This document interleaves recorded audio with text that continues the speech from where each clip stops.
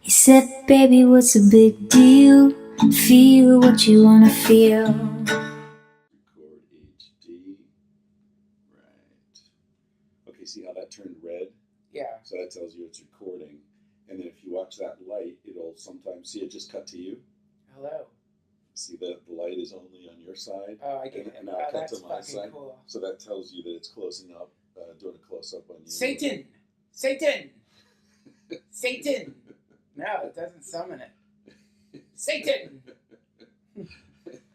I'm here in the Hilton Hotel in Portland, Oregon, with Duncan Trussell, who is summoning Satan. Satan! That's what he does. That's what he does, and he hasn't even had his whole coffee yet, and you're already summoning Satan. What the fuck, man? So we just did this float conference. What did they call it? The keynote. We did the keynote yesterday. Yes. That's big. That's a big deal, dude. You and me. We were out there. We keynoted the fuck out of this conference. Except we don't know much about floating. I mean, there was a couple of people who definitely don't know us, probably more than a couple. And some of them were asking us, like, so what kind of tank would you recommend buying? Oh, exactly right. Yeah, if you had a float business, what would you call it? And that was a fun question, but the tank question's really weird because it's kind of probably a little political, because our friends make tanks. Yeah. You want to make sure that they get the cred. Yeah, well, Kevin, Kevin's the only guy I know who actually makes tanks. So we both defaulted to Kevin Johnson and his beautiful tanks. But some of those in the lobby were really sweet. Like one you said it looked like a Toyota. It's like amazing. Glossy black. It's incredible to watch it flourish as a business. It's so cool, man. Yeah. It's really cool to see the insane, beautiful, sleek tanks that they're making. Really? I mean, it made me wish. I mean, this is life, right? This is the thing about life. You have one thing and you sort of start wishing you had the other, right? So often in my life, I mean, I remember, for example, I was in the Canary Islands last summer. You ever been out there? No. Oh, fuck, beautiful, beautiful. I was in Gran Canaria, and there are like these houses that are caves, and then they sort of build out the front, and they're just beautiful, like and I thought, man, that's the house for me. I'm driving by and like, a cave house that would really fit my brand. Oh yeah, oh yeah, that's Satan. And you want to talk about Satan? That is Lucifer sitting next to you in the Canary Islands. Look, Chris. Chris, you want one of those? Chris, your brand is in that cave. People would love you even more. Oh, and then the fantasies of people coming to see the fucking house. Exactly. Because who's really going to come? Like, how many people a year? Let's say it's 15. Fucking Canary Islands. You're in the I fucking can hardly Canary get you to come to room 425. Yeah, hard. Actually, I'm probably more likely to fly to the Canary Islands than go to the hotel room.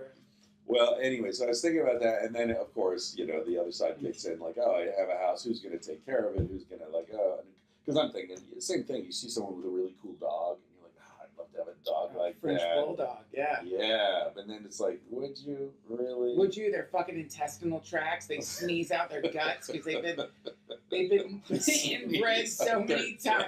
Sometimes they'll just sneeze their brains out, and if they're not doing that, they're blasting Hiroshima level farts. Which, there's only room for one of us to do that. I know. They're little fart tubes. But I know what you mean. Yeah. You see this beautiful dog. You just want it. And then you don't think through the implications, like who's going to take care of it. And that means I can't fly it. I can't go do this. I can't do that. And, you got to walk and all. Anyway, so I'm looking at those float tanks yesterday, and it's like, I want one of those. Yeah.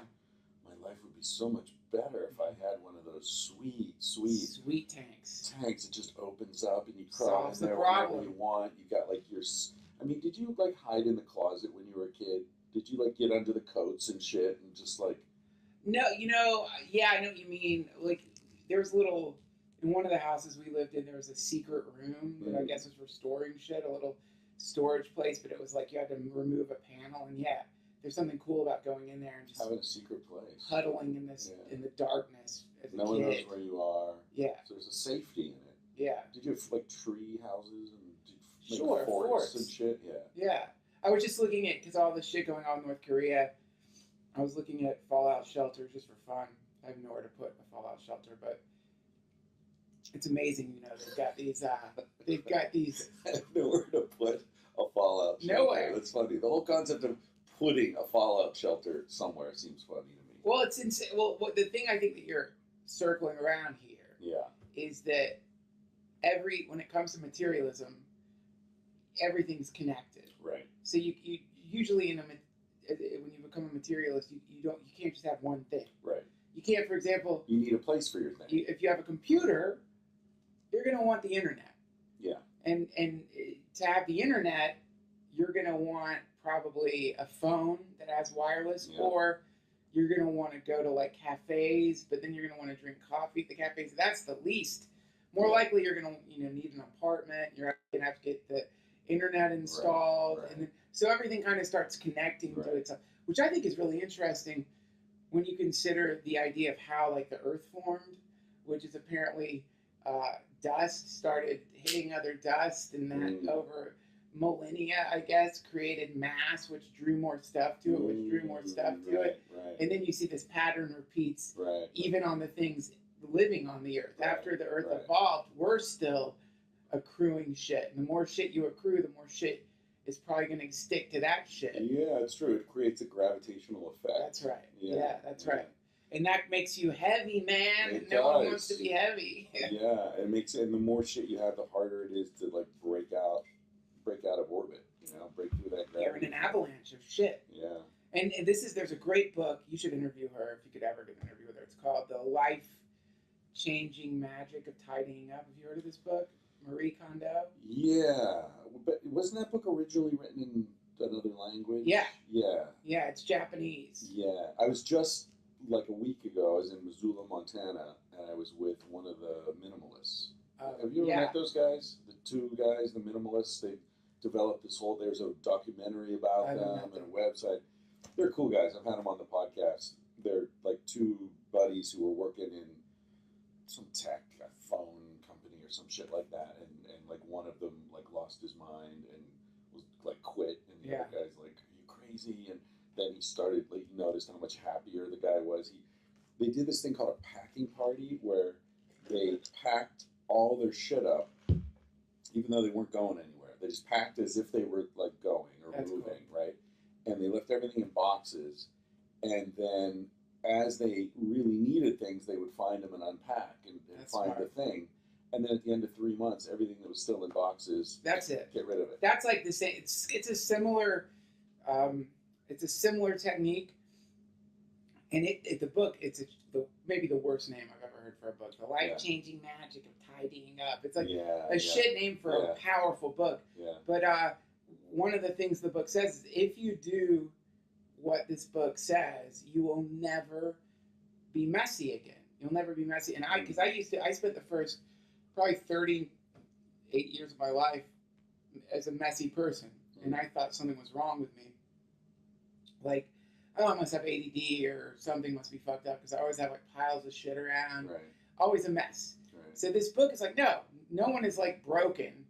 The problem is when people are messy, they don't know where their things go because they have so much stuff. So they don't know where their stuff goes. Right. So the premise is what you do, and the other thing it says is like when people start cleaning, they end up doing like this closet and this closet and this closet.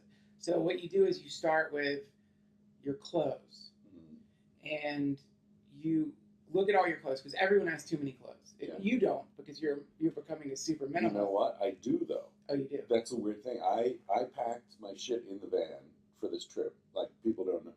Not people know. I'm on this trip, right? On this and I packed a bunch of clothes. I got a backpack. I got like these nets hanging in the van. I put some clothes in there, whatever. I've been gone 3.5 weeks now. I've worn 3 shirts. Yeah. And 2 pairs of pants. That's it. Yeah, you don't need a lot of clothes. I got like shit I don't even know what's in there. There you go. And it's in a van. Yeah, there you go, man. Well, this is the problem. Yeah. So the answer is, how do you pick what clothes to keep? And so what she says is you go through every single item of clothing you have. The process takes like a couple of days. Yeah. So you take all your clothes and you look at every single item of clothing and you hold it and you ask yourself, does this make me happy? Yeah. Is it, like this shirt? Yeah. I wear the shirt all the fucking time. It's my favorite shirt. It makes me happy. Right. When I look at it, it makes me happy. When I wear it, I like to wear it. It's flannel. It's just, whatever my brain likes this shirt. Right. So, and these pants, I love these fucking pants. And these shoes, I love these shoes. But and Patreon supporters see what Duncan is referring to right now. What do you mean? Oh, yeah, right. Oh, yeah, I forgot the video. So anyway, the point is, I had all these clothes that not only I would never wear, but they bummed me out. Yeah. Funeral clothes, like clothes I wore to like a funeral, or like clothes I had to wear to somebody's fucking wedding. Do you have pants that don't fit anymore, but you're thinking someday I'm gonna lose the weight? Yeah, right. Those bum me out. Get rid of them. So like what you do, so anything that you have as far as clothing goes, where it doesn't make you happy, where the hoarder part of you is thinking, oh, in the future, I really might need this fucking thing. Right. No, you don't need it. So you get rid of all of it. And if there's a thing where you're like, oh, I'm going to take it, I got to take it to Goodwill, but that's keeping you from getting rid of it, throw it the fuck away. Right. She's like hardcore about it. She's like, get this matter out of your life. It is holding you down. It's metaphysically fucking you up. Every time you look at it, it's fucking with your head, because it's like, if you're the fat thing, you're looking at it, you're thinking, oh God, man, what's wrong with me? Why can't I wear that anymore? The matter has cursed you. So what you end up with these glorious piles of clothes on the floor, and you look at your fucking clothes that are left. There's like 4 things, maybe 5 things, and they all make you feel good. And they're awesome. It's your favorite clothes. Yeah. And then she it's really cool, because this is like Japan, the masters of organization.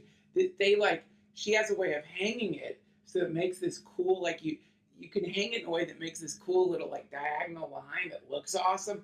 I don't do that, but so you get rid of your clothes. Then the next step is books. Same fucking thing. Same thing, man. Your books. If there's a book that you keep thinking, I'm going to read this one day, or you have read it, she says she's a, what do you call it? Where everything where everything has a spirit. What's that called? Animist. Yeah. So the other thing I forgot with your clothes is, not only the clothes that you have left, when you're folding them, you thank them. You say, oh, thank you for keeping me warm, or thank you for keeping my feet protected, or whatever. So you start this loving relationship with matter. And then, so with your books, same thing. If there's a book that you're not going to fucking read, you know it, you think, this book taught me something, which is that I'm not going to read this book. And then you get rid of all your fucking books too. Yeah. So the only books you have are your favorite books, right? And then the same thing for your keepsakes, like the bullshit that you are clinging on to is some kind of your mementos. Same fucking thing. The next thing you know, you have gotten rid. I mean, we got you can't imagine how much shit I ended up throwing away. This is after you moved to New York. Before New York, because this is we're moving to New York. Let's pare it down. So I got rid of probably 70%, 80% of my possessions, and a garage filled with shit. Yeah. That I called my friends. I was like, guys, got a garage. There's TVs. There's desks. There's everything. My burner friends came in, took all the shit to their compound, and now I've got really barely anything. That stuff, my tripod, my suitcase, my clothes, I could almost name what I have. Right. You know what I mean? Yeah. And now I'm clean. Because if you don't have much shit, how are you going to make a mess? Yeah. When something's out of place, I just, if I have a book sitting on the table, I know where that book goes. It's probably my fucking Frank book, or the Jim Woodring book. Right? I mean, I know mostly what books I have. Now, I have added on some shit since I got to New York that I have to pare down again. Yeah. But anyway, the long and short of it is, matter is cursing your ass. It is crushing you. And you know what? It's, at least for me, it goes beyond matter. It's digital. You look at my laptop, there are probably 30 tabs open right now. Yeah. I've got Pocket. I've got all these apps that save shit for later. Save this document. It's so many things I'm going to read later. I'm going to read it. Same. It's like what you're saying with books, but it's digital. So it's not taking up physical space, but it's taking up mental space. Mental space. I know it's all there. It's all waiting for me. Yeah, I'm going to get to it. Or my inbox has over 400 messages with a red flag, which means highest priority. You got to deal with this. Over 400. Kill yourself. I know. You have no choice but to kill That's yourself. pretty much what it That's comes what down Marie Kondo says. If she says in the book, if you have over 350 red flag messages, you have to do, samurai style. Yeah, Like, you have to fucking it's the disembowel Japanese yourself. style, yeah. Yeah. But it's funny we're talking about this because I'm wearing this shirt right now with these fish on it. Cool shirt. And this shirt really makes me happy because I was in Costa Rica a couple months ago. I was with my buddy Kyle, and he was wearing the shirt at breakfast one morning, and I was like, hey, cool shirt, man. I like that. It's like kind of goofy and but cool, funky at the same time. And he was like, yeah, I like it, it's whatever. And then he got up and he left, and a few minutes later he came back wearing a different shirt, and he handed it to me. That's cool. It's like, are you kidding me? Now you got a magic shirt. Like, yeah, I mean, he actually took it off his back and handed it to me. That's beautiful. Yeah, so I love, this shirt really does make me happy. Yeah, man. You know, I just I met this guy Kent last night. He was my friend Pendleton's friend. And like, you know, when you're hanging out with somebody and you start realizing like, oh, you're a genius or something, right? Like, I didn't know him, but it's like he's like really smart. He does this VR podcast, but he's like really into mathematics, and he's really into there's a form of yoga that's based on mental processes. Like, you know, Bhakti yoga is about love. Hatha yoga is like the body poses. I practice. I should do yoga. That's a power. That's my dude. I'm a master. I'm actually a black belt, and I should do yoga. Yeah, it's really good. I teach it too. I teach a very expensive class. Yeah. But he was telling me that when you there's a book called, you probably read it. This book called Sacred Economics. Have you read this? Oh yeah, David Eisenstein. Yes. Or something. Yeah. I gotta read it, man. Yeah. He was talking about gifts. So he's talking about the different ways that we trade matter, and you know, one of them capitalism. If your friend had been like, "Oh, I'll sell it to you for $10," Right. You're like, "Oh, all right, I guess so, weirdo. Well, here's $10. Thanks for the shirt. I guess you need money." You know what I mean? But it's a closed transaction. Right. Nothing's going further. You don't need him anymore. He doesn't need you anymore. Right. Then barter is kind of like, hey, well, dude, if you like it, man, I'll give this to you, but someday get me back with like a cool article of clothing. Right. Now there's like this hanging transaction there or something, right? But when you give someone something with no expectation of anything back, what you tell someone is, this friendship is just beginning right now. It's going to go on and on and on because I'm giving you something now. Right. And it's like a way, it opens up friendships. It opens up, dude, I had this guy, Robert Ryan, on my podcast. You should have him. He's fucking cool. He's a famous tattoo artist. Sweet guy. But he brought over to my house, he had this Shruti box, which is, you ever seen one of these, like a squeeze box? If you listen to Krishna Das, when you pump it, it goes, it's a cool thing. But anyway, he brought this over. I thought he just brought it over to play music on the podcast or whatever. I was looking, I was like, man, that's beautiful. And he's like, oh yeah, I want you to have it. And then it's like, what? This beautiful fucking thing? Are you kidding me? What? You really? Well, he said it's like a permanent loan, you know, but that was like that made our friendship magical. Now I have this magical item that this mystical tattoo artist gave me. It's imbued with power. And it's like, it's such a cool thing to do.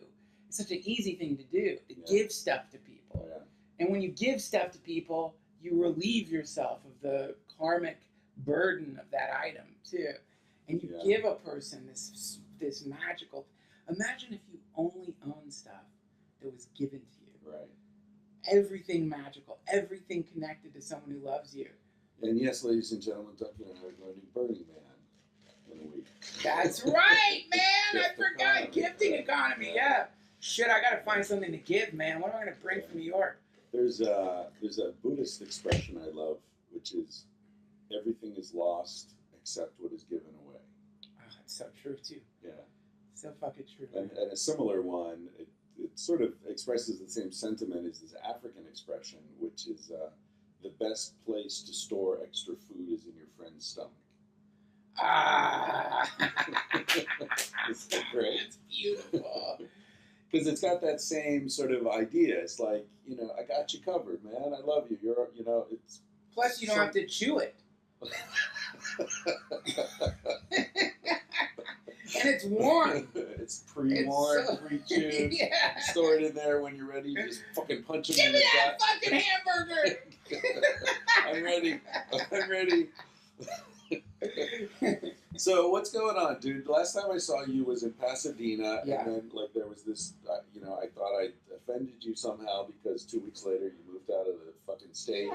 You I left. gotta get away from Chris Ryan. I show up. I'm like, I'm gonna move to LA and be near my friend Duncan. Gotta get the fuck away Can't from wait Chris. to hang with Duncan after all these years of sporadic hangs. Yeah. And then you're gone. Like a thief in the fucking night, man. You gave away your shit and you blew out of town. I did, yeah. I once had a debt collector call me in Spain, and he was like, I was like, yeah, sorry, man, I live in Spain. I'm not going to pay that. And he's like, you can't just, what's the expression? You can't just jump the country. And he's like, you can't just jump the country. I was like, I jumped it, man. I'm out. What are you going to do? Come get me. What do you say? He was like, well, you can't do that. I was like, I did it. Sorry, buddy. It was some disputed credit card thing that, Sure. I'd been fighting them for. Sure. And then I was just like, you know what? Fuck off, man. Yeah. I mean, all right, my credit will get screwed. I don't give a shit. I live in Spain. Yeah. I don't need your American credit. Yeah. Of course, now I'm back in America with a fucked up credit rating, but that's all right. Brutal. Because credit is like this debt. It's like this, what we were talking about with material possessions and the data stuff, like all my tabs that are open. Debt is another form of that. It's another way of you being tied into shit. So, I mean, my credit rating is kind of fucked up, and I could fix it, but I kind of like just living on cash. It's clean. I don't need a mortgage. Well, yeah, I mean, it's like it's really a crazy form of voodoo. It's capitalist voodoo. And it's like, I guess it's like a capitalist karma. Your credit score is your karma in a capitalist country. It replaces your ethical, moral, community contributions with a kind of like weird number based on your ability to repay massive corporations and to give them interest for the debt that you've accrued. It's like when you go to a casino and they're like, "Hey, welcome to the casino. Like, have some free drinks and like, here's $500 in free chips." But where it gets really interesting though is like if you start knowing how to like really wealthy people are like once you get to a certain level of credit, this is where capitalism becomes really insane. And you know how to manage debt, you can borrow huge sums of money, invest those huge sums of money in things that have even the slightest amount back more than the interest that you're going to pay on the debt. Right. And you can start playing with the debt right. in making very low risk investments with very low returns, and yet still you are like beginning to. So what you're doing there is like you become like a parasite on the corporations that have become a parasite on people who can't repay their debt. Well, that's what the entire financial sector is. Yeah, that's it. Yeah, it's making money on other people's money. Yeah. With no risk. It's magic. Yeah. It's a form of like vampiric magic. Yeah. Which is where you like. So it's like, behold, the glowing cube of Norax. And then people see it and they're like, oh my God, a cube of Norax? God, I want that cube. And you're like, you could have the cube of Norax, but you must, you borrow from me. Right. And I will give you the cube of Norax, a monthly payment. Yeah. You will enjoy the powers of the cube. People will see the cube and know that you are doing well. People will see the cube and know you are a success. You will have power from this cube of Norax.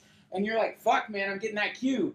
And then you get the cube, and now you're paying back this warlock who gave you the cube of Norax with like soul points or something. 18 soul points a month. It's all. It's all. At the end of 5 years, the cube will be yours. Yeah. But at the end of 5 years, the cube is disintegrating anyway. Within a couple of months, you're like, I fucking hate this cube. Yeah. No, this cube isn't doing shit for me. It's heavy. I'm showing it to the ladies, and they're just like, whatever, dude. I don't fucking cheesy-ass cube of Norax. Nobody fucking likes that shit. You got a cube of Norax, big fucking deal. You're a dick still. Now your soul's disintegrating. You're in debt.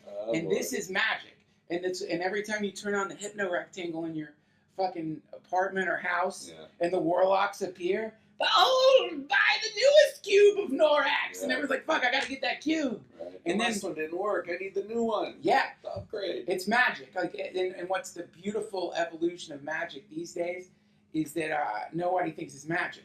The sorcerers have cast the ultimate spell upon the planet, which is the final and greatest. God, it's such an incredible working, which is that none of us even can recognize magic anymore. So most people have been blinded to magic. They don't think it's real. They don't think it exists.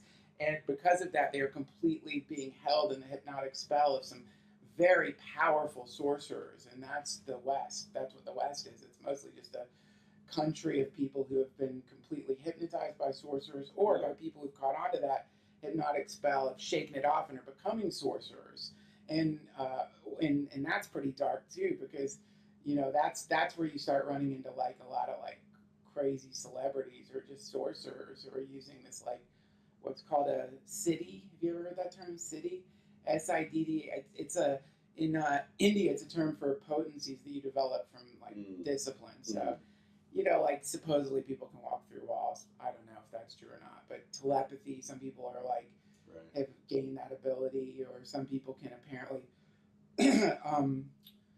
touch you and put you into a trance. I've seen that here in the West. You can see that evangelists have that city where they'll go to a person and touch them and their eyes will roll back and they'll start shaking because they're fucking with their pranic field or something. But there's other cities too, and one of them is the hypnotic spell that you get placed under anytime you see like a symmetrical person performing. That's a city. It's like when you see like a great pianist and you're watching and the energy coming out of the music is so spellbinding, and you look around and everyone's like, oh, it's a spell. That's a sorcerer. He's using a power, a potency, and it's a healing potency. So anyway, this is where we're at right now in the West, is it's like the golden age of magic. And nobody believes in magic. It's so funny. It's so cool. Yesterday you surprised me a little bit yesterday because you and I have talked about these big issues a lot. Like every time we get together, this is what we talk about, right? Which is one of the reasons I love hanging out with you. We go right to the fucking heart of shit, right? But your take on things has darkened a bit since the last time I saw you. Because you and Joe and I would have these conversations, and I always felt like I was the downer at the table. Where Joe's like, it's the best fucking time to be alive, man. Look at it. He's got this Hobbesian sense of prehistory. The struggle. You follow his Instagram feed. It's all every time it's like a shark attacking something or a polar bear ripping something apart. What does he say? Nature is a cruel bitch. Nature, you cruel bitch. So he's sort of like that's prominent in his vision of the universe and life and stuff. And I felt like I was the guy saying, things are kind of fucked and they're getting worse, and civilization isn't paying off. It's not following through on its promises and all. And I felt like you were like, yeah, but the future technology is going to be so great, and it feels like you're not really that down with it anymore. I'll tell you. Here's the thing. Yeah. Whenever we get together, we play a funny game. What's that? And the game, or in the past, and the game has been like, I'll present some kind of like, probably not very pragmatic idea of like the future, right? And that kind of puts you in the position of kind of like, dude, no, right? So in that live podcast, I realized what I was doing is like, oh, what happens if like, and I wasn't like manipulation or anything, but in retrospect, I think it was just more like, all right, let's let Chris Ryan be Ram Dass. Let's flip it and hear what he has to say about what we can do. And then what you were saying was very beautiful. And afterwards, people were coming up and telling me like, it was so wonderful. It's so real. And so what came out of that last night, I think, hopefully, was like a very like beautiful, a question mark, a very beautiful question mark, but there was some hope in there too. Because what you're doing by living right now, and the way you're living, is a message to the world. Mm-hmm. And the message is through action. Right. And the action is an action of like, look, man, look what I'm doing. I'm living in a van. a position that in the past has been completely stigmatized by Western society. I've given up my attachment to a great many things. I like the van. Now I'm experiencing nature, the beauty of nature. I've gathered that's what's happening to you. And as someone right now is like living in New York and is in like a very metropolitan, busy place, who am I to talk about, like, let me tell you the light of the world? I'm not swimming in rivers. So I thought, oh, let you sing the song this time, you know, instead of me trying to sing it like, and I'm not saying like I'm living a corrupt or depraved existence. Yeah. It's just there's a piece of me that would like to be rolling in the van with you. Yeah. You know what I mean? So that's the thing. Have I become darker? No, I don't think so. Maybe, but I do think that I have adjusted my forecast a little bit. Yeah. You know, and it's hard not to. I mean, with what's going on. Mm-hmm. Yeah. Yeah. It's crazy to have. And have you heard that there's a Radio Lab called Nukes? You heard that episode by any chance? It's incredible. It's about this guy. It focuses on this guy who worked in a missile silo. He's a missile launch technician or something, and talks about, this is back in the '60s, I think. He's in Kansas or somewhere out there, and there are always two guys down there. They both wear a sidearm, and they have to launch the missile. They have to turn these. They have codes, and they turn these things at the same time on two different sides of the room. So one guy couldn't like shoot the other guy and then turn both. Right.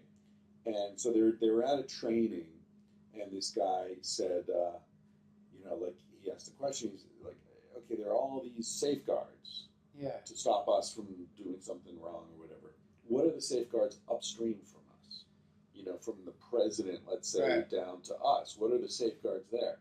And the teacher was like, write down that question. So he wrote it down and he submitted it, and then he was kicked out of the military. Wow. Nothing explained why. A dishonorable discharge, out, right? So he'd been out for like 20 years. He became a truck driver or something. And these guys found him and interviewed him, and he was like, I never really understood what happened. I don't know why. I just asked the question and suddenly I'm out. And so they decided to investigate. And what they found was that Truman, when the first atomic bomb was dropped on Nagasaki, I guess, or Hiroshima, I guess was the first one,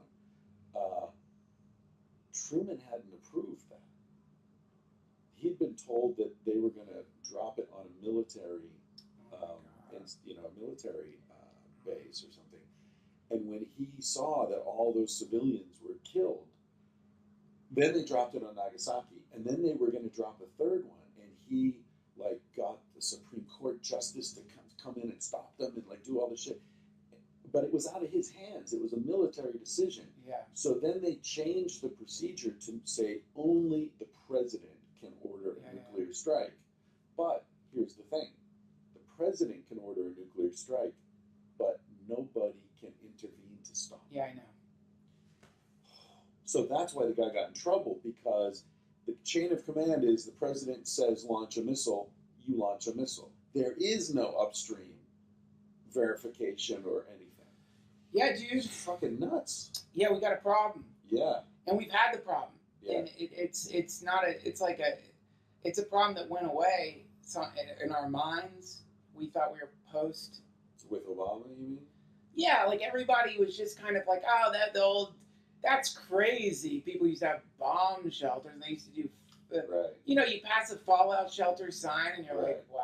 Those were the days. Stuck in cover. Crazy fucking days. Yeah. And meanwhile, the sort of the thing that we're running up against here has been articulated in probably 7 different ways. It's been festering.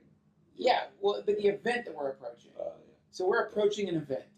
In the next, hopefully, it won't be as soon as it probably will be. But as a conservative estimate. I like that phrase. Hopefully, it won't be as soon as it probably will be. But let's say 100 years. 100 years.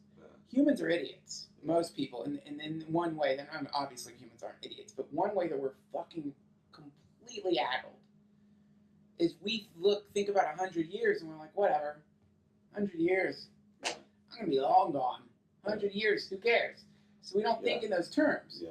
But it's like, within 100 years, we are going to have artificial intelligence indistinguishable from a human intelligence, probably several orders of magnitude more advanced than a human intelligence. We are going to have a rise in sea levels. We are going to have unprecedented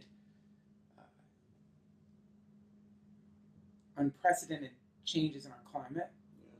We are going to have completely unpredictable things within this.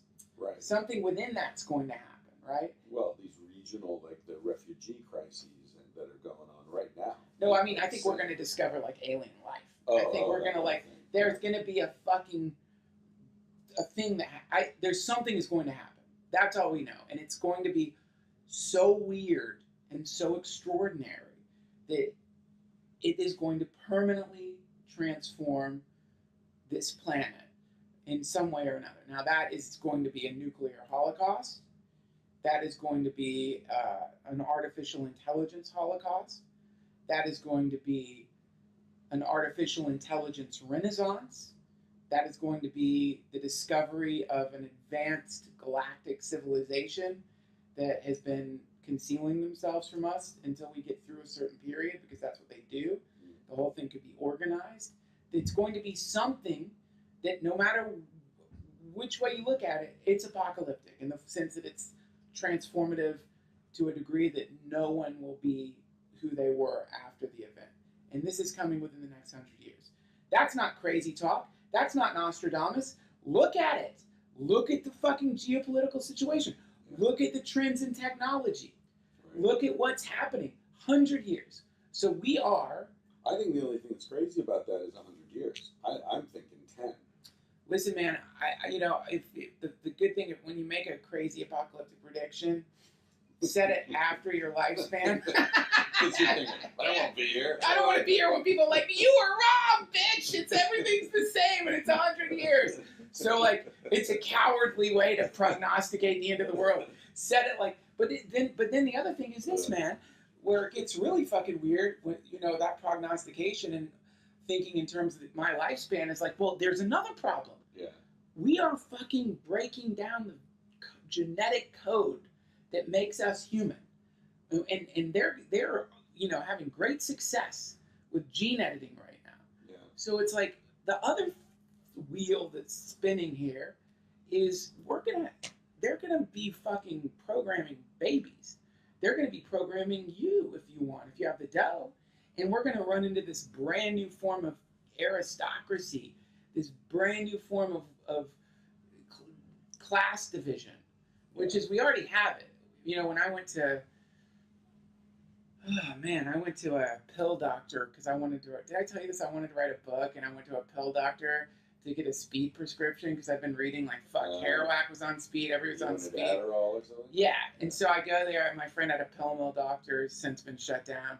He would just give you anything you wanted. So I went to him and was like, I want to get, I forgot the name of it. My friend had told me some new form of Adderall, and he's like, all right, well, how much should I prescribe to you? He literally asked me, I'm like, you're the fucking doctor, dude. I don't know. And he like Googled it on his phone. And he's like, all right, well, I think this is the amount. And he just randomly prescribed me. So I get the speed, take it back to my house. And but anyway, that's a different story. What he told me was, the problem with this right now is that wealthier kids can afford this, and so the wealthier kids are getting better grades, right? Because they're on these like the doctor's telling you. Yeah, he's like they're on nootropics essentially, so these kids are focusing better.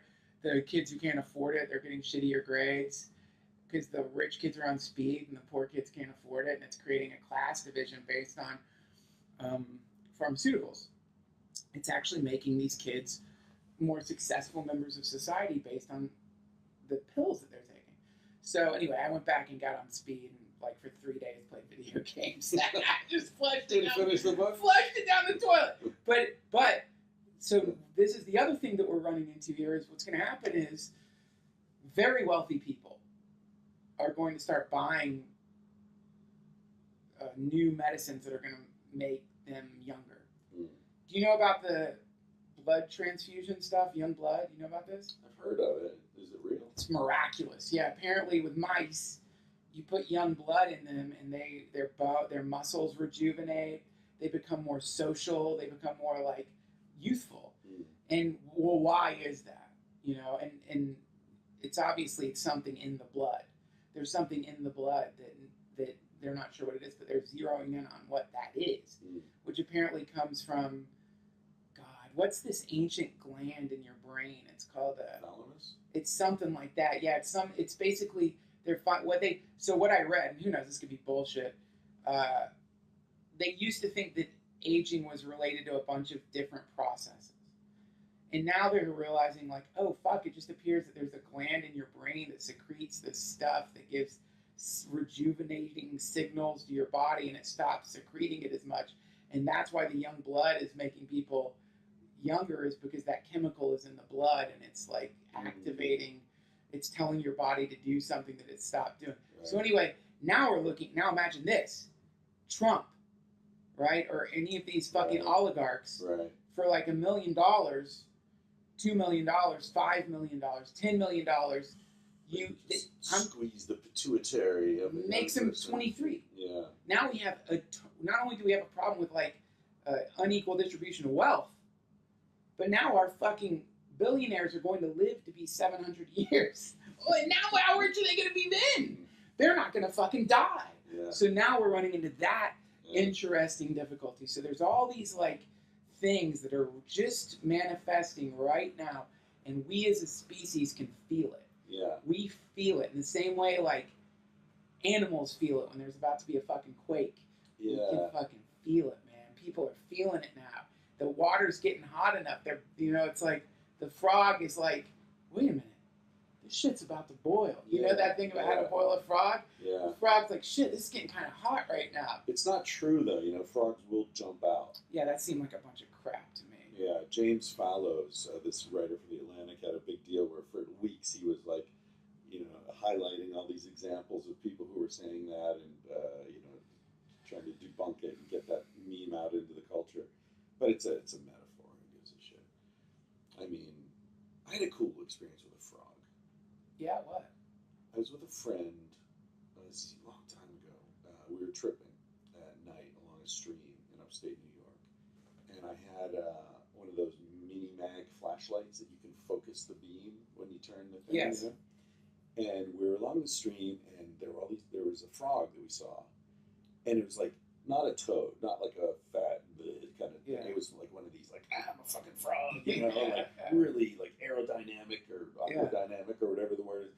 And because of the light, I could shine the light right on. My friend decided he wanted to catch this frog, so he went down by the stream, and when he would like be right just about to grab the frog would jump in the water.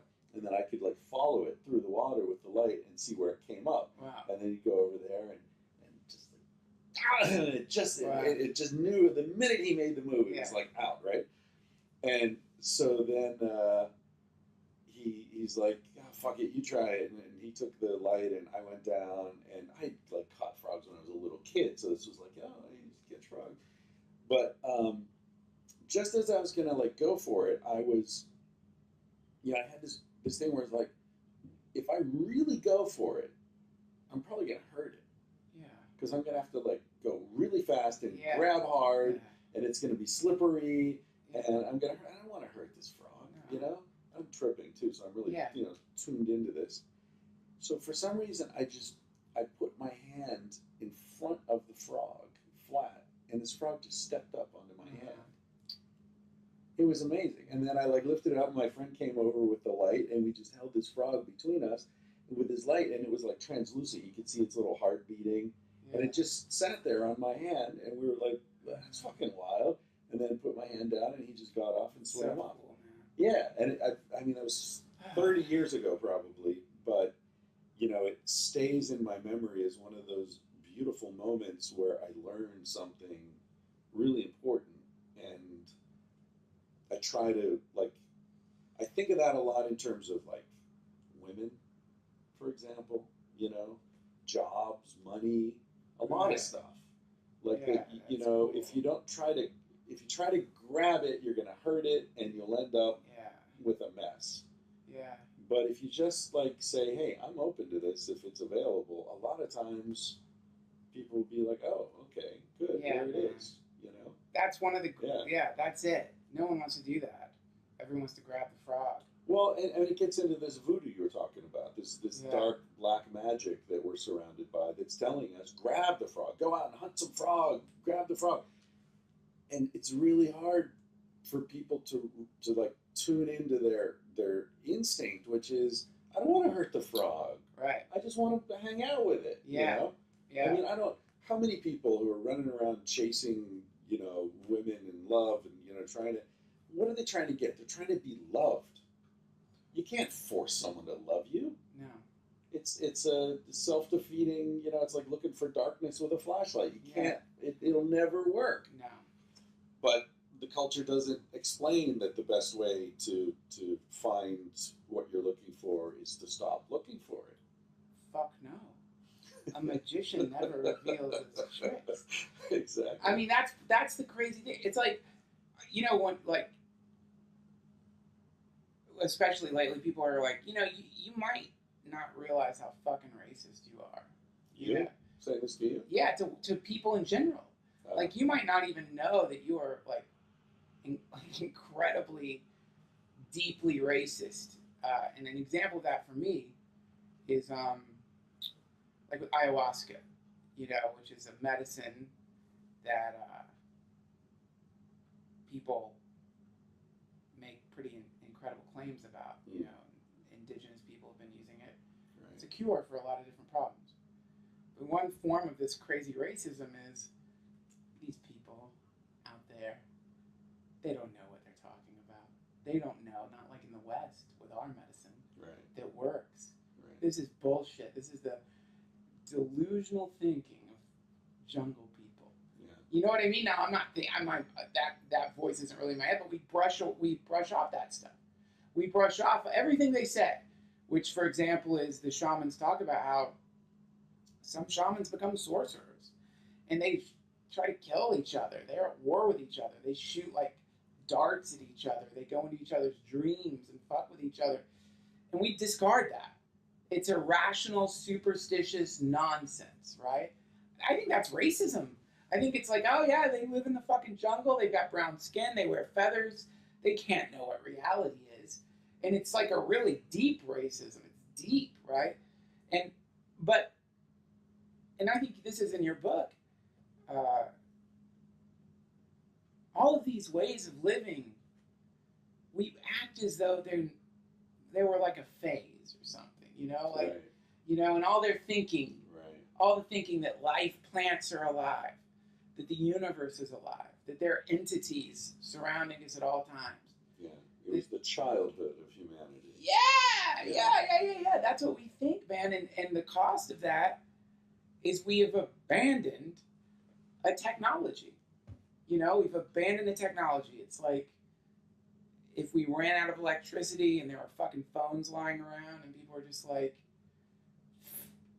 and they used to believe that these could communicate with each other. Right. Exactly. Superstition. Yeah. And so, I think that, you know, it's a really important question to ask yourself, which is, am I in the control of a sorcerer? Mm-hmm. Am I being controlled by a sorcerer? Right. And ask yourself that, and you're going to think for a second, dude, shut the fuck up. What is this, fucking Harry Potter? But just ask yourself that. Are you controlled by a sorcerer? Yeah. And you probably are, and you don't even realize it. You know, are you worried about the money you owe the bank? Yeah. Are you worried about the money you owe your credit card company? Are you living in a way that doesn't make you happy, but you feel you can't change it? Yeah, dude. And that's who did that to you? Right. Who told you that? Because what ends up happening is people get a very convincing. So the way the sorcerers look is, they're your best fucking. I'm spinning. They're your best fucking friend. Yeah. And they're fucking convincing, dude. Yeah. So you get around a really powerful sorcerer, and they will tell you what you can't do. That's one of the first signs you are under the spell of a sorcerer, because they want to control your power. So if you have some idea of something you want to do, whatever it may be, that make music, I don't know, do comedy, they might be like, shut the fuck up. You're not funny, dude. Really? You're going to do comedy? Shut the fuck up. Yeah. Well, that's a spell. Right. They're casting a spell on you. It's a spell they're already under. It's a contagious spell. Right, yes, that's right. They might not know that they're doing the magic. Yeah. But it is a power-based form of sorcery. Some of them do know. Some of the way that they do their magic is by pretending they don't know.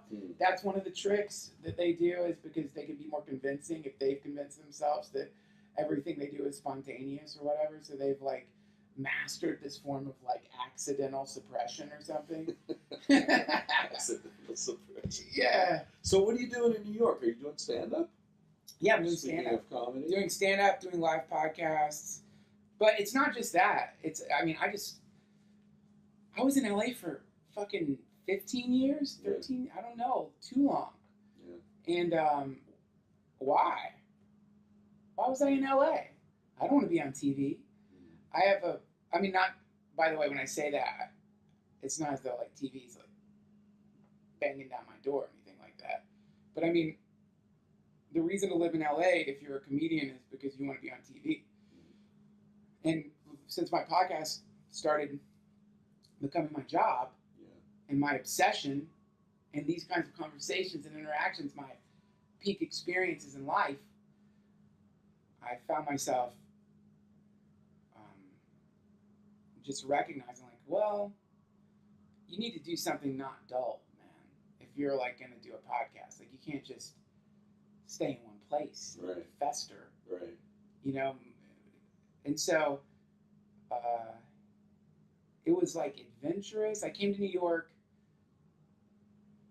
for this psychedelic conference, ended up in Brooklyn. I'd only been going to Manhattan in New York up until that point, so I fucking hated New York because I'd only been going to Manhattan. Right. So my idea of what New York was were these fucking massive buildings and just like dudes in suits and fucking rat race hell. You know, so I was always, for years, I was just like, fuck New York. Yeah. Why would anyone live there? Yeah. It's hell. But then you end up in Brooklyn, you're like, oh my God, this is amazing, man. This is this series of beautiful villages and multiculturalism, and fucking everyone's like really cool and smart, and just like a lot of people walking around with books. You don't see that in LA. In New York, you will see people walking down the street reading a fucking book. Yeah. Dude, that's cool, man. That's cool. That's like, and not only that, but it's just like, it's really one of the most beautiful places I've ever lived in. So anyway, I got turned on to New York and then came back. And my girlfriend used to live in New York, and so then we started talking about it. I was like, fuck, why don't we just like try living in New York? Yeah. Then when I called my friend Ari, he's like the most honest person on earth. And you know, I knew if I asked him, should I move to New York or what does he think, he would just tell me. Right. You know, he'd be very honest. He'd be like, don't fucking do it. You're gonna hate it. Yeah. He's like, yes, come, you'll love it. And stay in my apartment. And he let me stay at his apartment for a month. Yeah. So it's beautiful. So yeah, that's what happened. It was just adventurous. But now I'm feeling like, the van, the Chris Ryan life. You know what I mean? And so it's like now I've got another like dark, like now I'm wanting to like. Yeah, it's funny. You can become like acquisitive of less in a weird way. You know what I mean? It's like spiritual materialism in some kind of strange sense. Well, can I just say something that just popped into my head real quick? Sure, of course. So this beautiful story of the frog climbing into your hand. Right. Well, I think one of my fantasies is that all of us, there's an outstretched hand. This is, for lack of a better word, is the hand of God. Right. Outstretched to us. Not grabbing, not smashing, just an open hand. And you start getting drawn into this thing, right? And you take little steps towards this beautiful, perfect, loving, harmonizing intelligence that exists in everything. And so and the stories and mythology are so cool because they're always like stories of someone being told, go do this thing. And they're like, I can't fucking do that. That's crazy. Being called, come. So anyway, you go to New York, and then when you're there, all of a sudden all this other stuff. Now that you're there, you start meeting other people and having conversations and connecting with other people and getting inspired, So anyway, I guess what I'm saying is you gotta like climb in, you gotta keep moving towards the hand, as preposterous as it may seem. You don't want to just be like shivering in fear in your little pond, dodging fucking sorcerers who are trying to grab you. Go towards that thing that's calling you, even as weird as it may be. So yeah, fuck, I moved to New York, but now it's like, shit, I don't need to live in New York. I don't need to live anywhere. My friend Chris Ryan, he's in a van, he's in paradise. And I'll tell you, me and Cora, we almost did it. We were looking at RVs, dude. We were going to RV park or RV dealers, checking out used RVs, getting really in. Like, are we going to do this? Are we going to do our mutual friends, Natasha and Moshe, are in a camper. Yep. He and I like share camper porn together, Moshe was helping me because I started because Natasha told me he's like an expert on RVs. Yeah. So I started sending him what do you think about this? What do you think about this? Right. Yeah, but then we made the opposite decision. We're like, let's go to fucking New York for a bit. Well, what you should probably do is at some point borrow my rig or Moshe's rig and just spend a month on the road and see how you feel. That'd be awesome. Because it doesn't need to be either or. You can have a home base in New York. Right. You can let a friend stay at your place in New York. Right. You guys take off. That's a good idea. We could do a swap if you want to come live in New York. Yeah, I love New York. I have a great apartment. You love it. Yeah. Little garden. I lived in New York for 3 years in my 20s. In Manhattan, though, it was intense. I was too much. Midtown. Weird place to live. You gotta, man. I've got this one. It's right by Prospect Park. I got a bike you could borrow. That's the other thing about New York. I don't have a fucking car anymore, dude. Yeah. I just have this bike, and I ride the bike around, man, and it's like I've lost a little bit of weight because you're always walking. It's part of your life. It's not like, oh, I got to work out. It's for. Yeah, you're constantly and you realize oh my God, the car, this thing that you're talking about. Chris, I don't know why I'm looking at the camera. Chris, a very sweet guy, as you guys know, because you listen to his podcast and you love him. Hi. But and he's because he's now in the flow, he's giving. So I had to switch hotels because I fucked up because I'm a stoner and 80% of the time when I get plane tickets, I fuck them up. And even when I'm buying them, I'm like, I'll look at it and be like, I know I'm gonna fuck this up, but it looks right. And then sure enough, you were a day extra, a day. But anyway. I was texting Chris and telling him I've got to move hotels. He's like, oh, just take my room. Casually, just take my room. I'd rather sleep in the van. Yeah. Dude, you don't even, this is the thing. The more connected you get to the flow, the more you start acting like a saint. And everybody's like, oh, we look at the saints and we think, and I'm not calling you a saint, by the way, but we look at the saints, maybe a sage. I'm a saint who will fuck your wife. That's what Why do you fuck so many wives? Dude, I'm never gonna get married. Just so you won't fuck my wife. But why do you like fucking wives? That's like a fetish for you? No. It's just why wives? It's great. Because it's like I don't want how can I talk about this? First of all, it's a construct.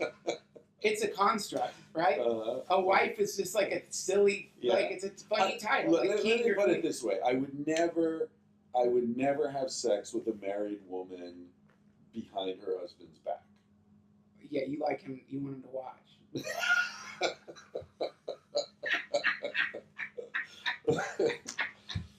Anyway, let me go back to calling you a saint before you talk about fucking people's fucking wives. Jesus Christ, Chris. So we think about the. By the way, man, a lot of saints fuck people's wives. But make much money on that. So when you look at a saint, as we call it, people act like, I think a saint, if you met a saint, would be quite surprised that you thought they were a saint. Right. And they would also, like, not want you to ever call them that. And they would just be like, this is just how I am in the universe. Right. Birds land on me. Right. I don't know. This is just, I feel good a lot. Like, and Right. I really love the world. Yeah, I can see how, from their perspective, it's like, it's almost selfish. It's like people who look at someone, I get this shit all the time. People are like, "You're so free, man. How did you?" It's like, I don't feel like I've accomplished something. I just feel like I somehow escaped a lot of traps that people fall into. But for me, it feels selfish. Right. Well, because you're getting the hedonic pleasures of nature. Exactly. And that's so much more than what. And the hedonic pleasures of the game are fleeting and empty and super expensive.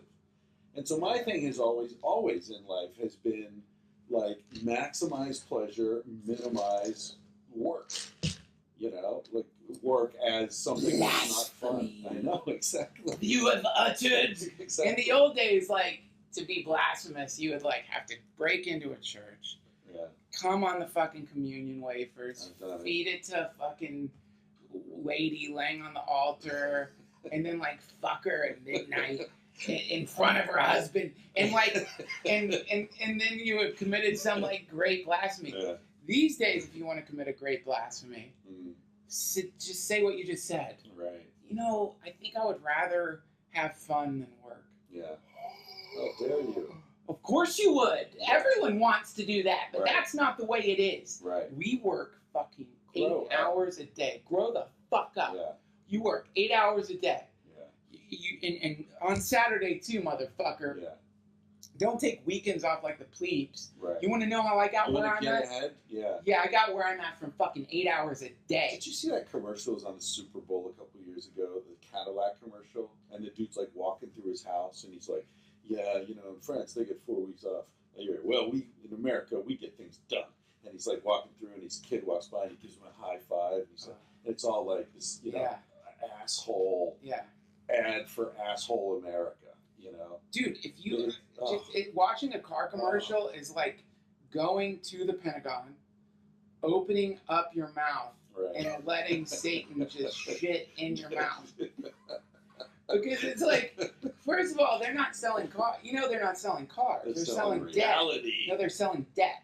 Debt. Like most things that you see on Yeah. that are being advertised Yeah. That's are true. subscription based. You know what I mean? It's like when you see a thing being advertised, it's going to be like, what are the commercials that you don't watch TV that much, do you? No. Do you remember the commercials that they mostly show?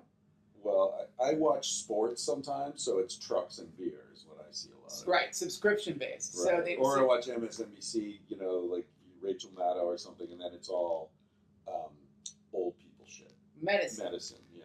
So these are subscription based. So it's like you're very right, rarely going to right. see a thing getting advertised that you're only going to buy once. So it's going to be Ah. a super addictive antidepressant. If you Right, stop right. taking it, you shit your pants and like fall down steps. And have a mass shooting. Yes, it's going to be a car, Yeah. because the car is like not how they're making their money. They're making their money from the loan that you take out to get the car and the interest on the loan. I went in to buy a car. I've only bought one car in my life, and I went in with $20,000 in cash in my pocket because I thought that was going to help me like cut a better deal. Yeah. Where I'd be like, I've only got 20 grand. You're gonna have to come down. That's it. I put that cash on the table, and they were like, "Oh, you're gonna pay for it?" And they were like, "Oh, well, in that case, They hate it. they hate it. They don't want money. They want debt." It's exactly what you said. When I was in fucking Hawaii, I rented a car in Hawaii the last time I was there at like budget. I don't remember which place it was, some rental car place. And the guy tried to like hard sell me on insurance, but I already had insurance. Right. I bought it through Priceline or some shit. I'm not gonna wreck the car. I'm driving it to a hotel. Right. Then I'm gonna lay on the beach for a week and I'm gonna drive it back. It's Like the odds of me fucking wrecking this car are pretty slim, man. Yeah. So I'm like, I already got insurance. He's like, yeah, but I don't know if that insurance works. And I'm like, yeah, it's through Priceline. I think it works. And he's like, are you sure? I'm like, yeah, man, I'm pretty sure. I just want to get this car. And he starts getting really mad at me. And he got so mad that I wouldn't get the fucking car insurance that he's like, maybe I'll see you out on the beach. Like he was going to attack me on the beach for not getting insurance on my car. Right? And it was like, I'm like, fuck, maybe I should get insurance against you, motherfucker. You give me a beating. But the reason he was so pissed, that's the rental car companies are making money through fucking insurance, through bullshit. The car companies are making money through debt. The pharmaceutical companies are making money through addiction.